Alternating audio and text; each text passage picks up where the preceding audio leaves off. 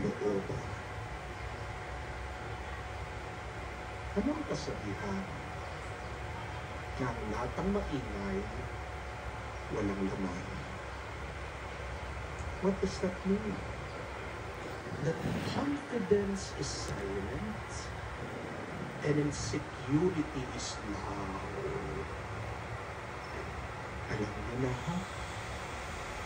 Pag ang tao ang ingay-ingay, pag sinisiraan ka, insecure sa iyo. Ikaw ang mananalo, ikaw ang magmamali. Ikaw ang lilitaw na mabuti at tama, tumakinig ka lang. My dear friends, also remember this. My dear friends, remember this also. Do not waste your words to people who only deserve your silence. Kung binabastos ka, hindi ka nire-respeto, hindi para sa kanila ang iyong mga salita. Do not waste your time with people who do not love you, do not like you, do not appreciate you. Go to those people who accept you. Hindi ka nga nila gusto. And nothing you will do or say will change their minds and their hearts. Dahil maraming tao matigas ang ulo, matigas ang puso. Sino makakapagbago sa kanila? Hindi ikaw. Ang Diyos ang at sila. Pag ginusto na nilang mabuhi ng sarili nila, thank the Lord. Pag binago sila ng Panginoon, praise God. But do not waste even 1 second trying to change these people. Just be silent. Kahit na sinasaktan ka na, binababa ka na, minamaliit ka na, be silent. Pahimik ka lang. Why? Because if you read in Exodus, God said, be still, and I will fight for you. Ang Diyos ang nakikilala para sa iyo. Sino mas malakas? Ikaw? Ang Diyos. Be still, be silent, have faith in the Lord. God will do something about that problem with these people. Amen?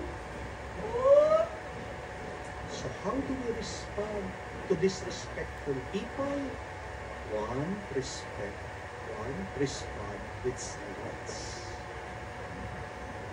But secondly, respond by moving forward. Do not get stuck with toxic people. Do not stay with people full of hate. Move forward, leave negative people. Just like what Jesus did. Narinig niyo ba? Tinutulak siya, dumaan lang siya, naglakad lang siya, iniiwan niya. Iwas lang ka na. Sayang ang buhay. Wala kang mapapala sa pakikipag-away dyan sa mga taong ayaw ka. Kasi no matter what you do, they have made up their mind and heart. They do not like you. Go to people who love you because whether you are good or bad, because they love you, they will embrace you. They will accept you. Edmonta, You want to give 100% nourishment. Kaya with Lacto 3 Plus. Expertly formulated with lacto's highest level of DHA. Tulong para 100% nourished ang brain. Life is so short. Our time in this earth is just a little bit. Wala kang mapapala, wala kang makukuha sa pakikipag-argumento, pakikipag-away yan sa mga tao yan. Read the Bible, read the good news. Yes, Jesus talks, argues with the Pharisees, with the scribes, yung mga taong ayaw ang ating Panginoon. But after noon, pag nakikita niya, matigas yung ulo, matigas yung puso, matigas yung ulo, matigas yung puso, aalisin natin Panginoon. We must not stay with him. He continues with his mission. Oh, dear friends, there is a more important mission. Our mission here on earth is not to win arguments. Our mission here on earth is not to convince people. Our mission here on earth is not to prove that we are right and they are wrong. Anong mission natin dito sa mundo? Baka makalimutan niyo po. Dalawa. It is to glorify God. And second, it is to love others as we love ourselves. Iwanan niyo yung mga taong ayaw sa inyo. Walang pagmamahal na maibibigay yan. At kadalasan yung mga taong punong-puno ng galit at pagkabuhi, sila yung mga taong hindi rin nila matanggap at kayang mahalin ang kanilang sarili. How can they give you love if they don't love themselves?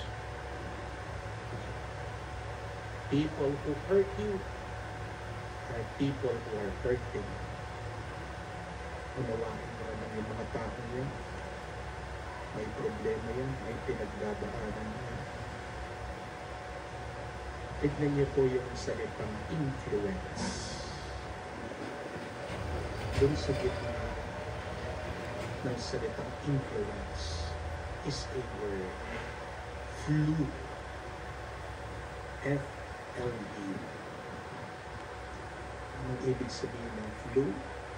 Sa Tagalog, lagnat. Sakit. So see, if you are in the presence of wrong people, you get the flu. Nakakawa ka doon sa kanilang sakit. Pick a good company. Choose good people. Surround yourself with loving, happy company.